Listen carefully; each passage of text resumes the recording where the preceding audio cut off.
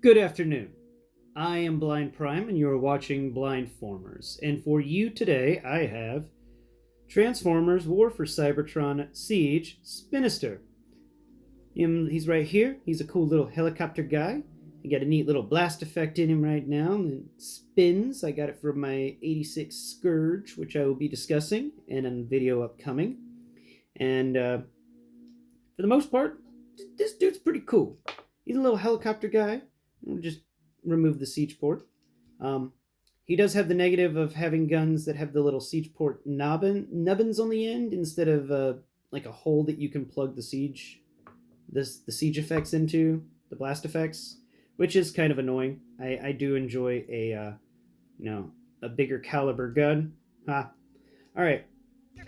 So for height on this guy, he stands at 20 studs tall if you count the top of his head, and he stands at 23 Lego studs tall if you count the tip of his helicopter tail that's above his head. You can get a little spinny blade right behind his head. It's to keep the mosquitoes away, and he's got a folded up wing, helicopter blades behind him, giving him a V for victory, or you can change them around and give them a little triangle behind him, so he's got kind of like a little flappy cape, I guess. So other than that, siege port wise, he gets 1, 2, 3 on each arm, so that's 6. None around the head, none on the back, none on... No, wait. There are 2 on his back. I have missed those in the past, so double check that. Yep. They are 2 little siege. I don't even know what you could fit in there because the helicopter blades get in the way. But I mean, they're kind of there. Oh wait, these are either siege ports or they're fakes. I think they're fakes because they may just be texturing on the helicopter, and I am screwing that up. So let's remove his guns from the sides. So that's 3 on each arm, none around the head, none on the back, 1 on each leg, and then 1 on each foot, for a grand total of 10. 10 siege ports, gentlemen. 10 siege ports. We'll get a little... Actually, yeah, no, that is totally a siege port. So, I got a blast effect to try it. You can just put a blast effect in it, like that. That's neat. So 2 hidden siege ports, and that makes it 12, and they're right above the helicopter rotors. You can't put much in there because of where the rotors are, but I'm sure you can figure something out. And for the comparison, where's my Bumblebee at? Bumblebee. All right, here's B. He stands all the way up. The top of Bumblebee's head goes to the bottom of the texturing on this guy's up on Spinnister's upper chest, and yeah. Sit Bumblebee there. Spinnister's got some great little articulations. You can actually do a lot with him. You can do more with him than most other figures. Like, for instance, I can have him do that thing from the first episode of Archer. Just smell my foot. Come on, smell it. Smell it. Yeah. All right, we're done. Go away, Bumblebee. Now, let's move into the transformation. So, to transform this guy, he is both simple and complicated, which is a cool combination, I have to tell you. So, first off, you want to take his back and pull, not on the helicopter blades. I can't stress that enough. Don't pull on your helicopter blades. They are not attached with the siege port. They are pegged in there. You don't want to break them. So, grab the back area around the helicopter blades and pull that. Make sure that you've lined your helicopter blades up so they don't get stuck anywhere and they're facing off to either side. I don't want you to break them, and even though I think they may be difficult to break, when they break, they're broke. So, after you have moved the back panel at, I'd say, 45 degrees before it can't move anymore, it's enough clearance for you to pop the helicopter tail right behind his head. So grab his torso in one hand, and then make sure that you don't put your thumb over the little bitty blade on, he's got 2 little wings on either side of the helicopter tail. So feel the tail down and feel where those wings are going across right behind his head. Make sure that you don't put a thumb there. See if we can get those wings in there. And you want to then grab the helicopter blade, not covering those little wings, and pull it back. It will unclip with a satisfying unclip. And then, after you have unclipped that from the back of the head, we can then take your finger and you push in his torso. So you push it towards his back. And it is just that simple. All you have to do is reach between the helicopter tail and right behind his head. You'll find this little place that's smooth and rounded. Put your finger there. And then push on his chest panel with your thumb. And you'll hear that nice click. That snap means you've unsnapped it. And then rotate it. Before you rotate it completely, spin the head 180 degrees so that the face is facing towards the back.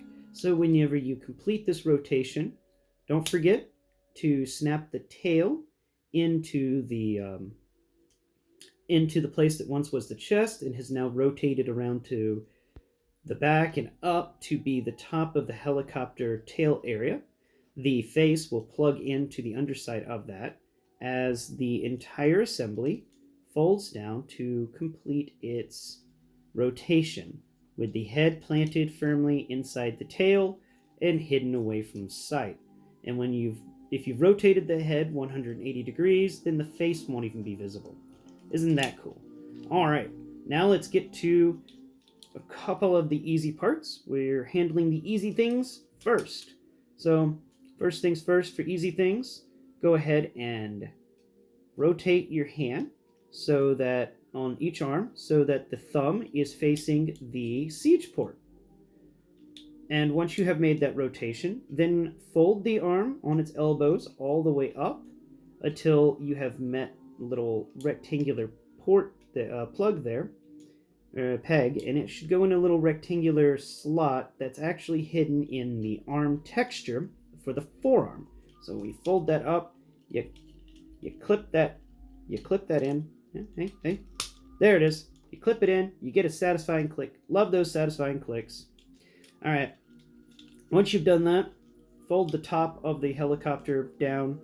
Don't do much with it right now. We don't need to click anything into place just yet, for we are now working on the legs, and these legs are crazy because of how they work. So first off, you're going to need to rotate them not 180 degrees, but 90 degrees. But both legs are the same, except one has a little wheel on the back. So when we rotate them, we want to make sure that the one with the little wheel on the back is going to be the front of the helicopter, because the other leg will become the underside of the helicopter's body. So rotate 90 degrees on the waist, making sure that the leg with the wheel is sticking up towards the ceiling and the leg without the wheel is facing down towards the ground. All right, now that we've done that, let's get about changing them, because their transformations are a little unique. First, unplug the foot from the leg assembly, and it has a little hinge that will allow it to fold onto the side of the leg assembly cockpit area. Now, once you've done that, just fold in the unfold the door on the back of the leg. You'll find there's a flat area, and that's actually a door hinge little panel. So once you've unfolded that, you can then fold the entire leg into the lower leg. So the upper leg and the lower leg fold into each other, and then that rotates down. But we're not going to really complete the process yet. Let's work on the other leg so that we can get this all done nice and neat. First off, don't forget, take the foot and fold it out. Then take the door, unfold the door so that you can fold the leg. Yeah. For the top of the helicopter mode, we need to remember to make sure to fold it correctly. So here's where you want to make sure that you've rotated your leg right, because rotating it wrong will cause some problems. Make sure that your waist rotation, there are 2 rotation points right near the waist. One has the ability for the leg to move up and down, and then the other one is just full-on rotation. So one bit rotates the part that allows the leg to move up and down, so the hip can move back and forth. The leg can do a walking motion. Then the other part allows the leg to twist itself. So what you want to do is hold the part that allows the leg to do the walking motion that's right next to the hip, and then rotate the actual leg so that there is the negative zone, which is these hollows areas, is on one side, and the nice flat areas on the other side. But the hollow has to be, we'll just put the hollow on the right side and the not hollow area on the left side. Once you've done that, fold this leg assembly in. It will rotate down at the hip will allow it to fold down a bit, which you need in order to fold it underneath the tips, the end of the helicopter backpack, which is now the top of the helicopter where the blades sit. So once we've done all this, take those feet that we were talking about earlier and unfold both of them so they rotate around to the sides, and they're just going to lay kind of flat unless I accidentally unplug the entire foot. Oh, Lord have mercy. I've done it. I've unpegged this foot, and I have. All right, I know how to peg this foot back in. All right, so come on, foot, get back in there. This is what I get for trying to make a speedy video. Get in there. There it is. Okay, these things are easy to fix once you've broken them, unless you break something that has a metal peg, which is usually hard to break. So if you've noticed, one foot is facing down, the other foot is facing up. This can be easily fixed by just rotating the foot around. And it may be hard to find the rotations for each of these feet down on the sides, but trust me, once you get it right, it will feel right. It just requires that you are very careful with it and rotate it slowly. Once you've rotated both of the feet into place so that they're on the sides of the helicopter, make sure that you have folded in the lower foot correctly. There it goes. Remember, constantly feel over your transformer to feel if there's any misalignments, because with the slightest misalignment can come a lot of problems down the road in your transformer. Once you have completed those steps, rotate both of the arms up and clip them into place right below the engine on the top. They kind of clip in, they kind of don't, they just kind of sit there. And once those arms are in there, which honestly you can put them generally anywhere, they don't really have any hard clicks. You can either fold the feet up to be on the sides of the helicopter to make it kind of a sleeker mode where it can go around, or you can unfold both of the legs on the sides of the helicopter, and this will give them kind of weapons platforms, little running weapon platforms on the sides. He is a unique transformation, I give you that. When he's in his helicopter mode here, he stands, he lays at only 20 studs long, so he's not really much longer than he would be in his robot mode when he's fully put into this mode here. We can unfold the little landing pad, the little landing gear on the front, and then to get him stable, you plug in his wrist guns on either side, right underneath the feet, and this will allow him to kind of sit on something. And these also allow him to become a weapons platform. There it goes. Okay. Boom. The little helicopter guy is complete. He is a very, very interesting transformer because of just what you have to do to get him complete. It's just such a weird transformation. Transformation wise, I'm going to give this guy a solid a solid 7 out of 10 because of the weird complexities. It doesn't have many steps, but the steps require some precision. And that's more what I consider to make a complicated transformation is precision. Like, I haven't even 100% done it right. Sometimes this figure takes a little bit of fiddling before everything pops into place. And for a showcase, I have here Rotorstorm, which is the Autobot version of the Spinnister mold. Here he comes flying in right there. They're pretty cool guys. We'll grab ourselves a Cliff Jumper for comparison. Cliff Jumper goes from the tail all the way up to the midway up the arm that's folded on the side of the helicopter.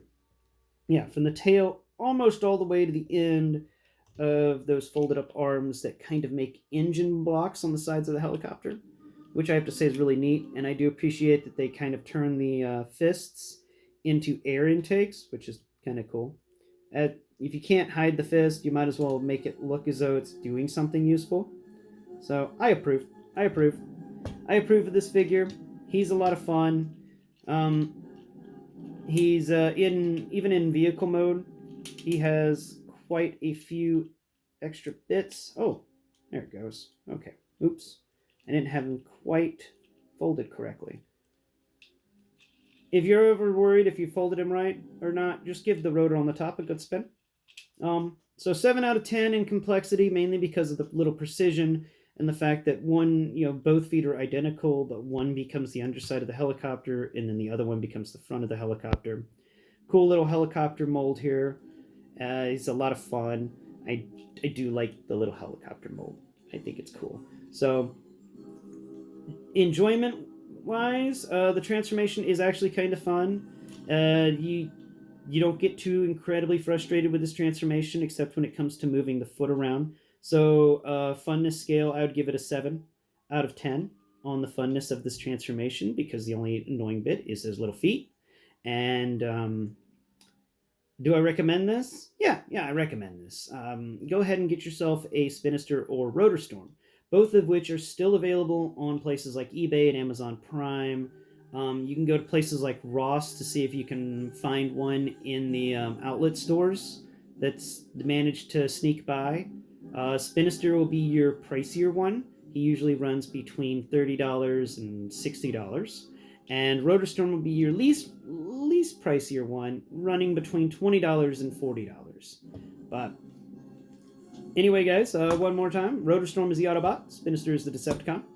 And if you like what you see here, please like and subscribe below. Comment on ideas that you may have for future episodes, like Transformers you wish me to transform. I will get around to it. And I always forget this, so I'm going to do it now. A couple of shout-outs. I would like to give a shout-out to Perspective End.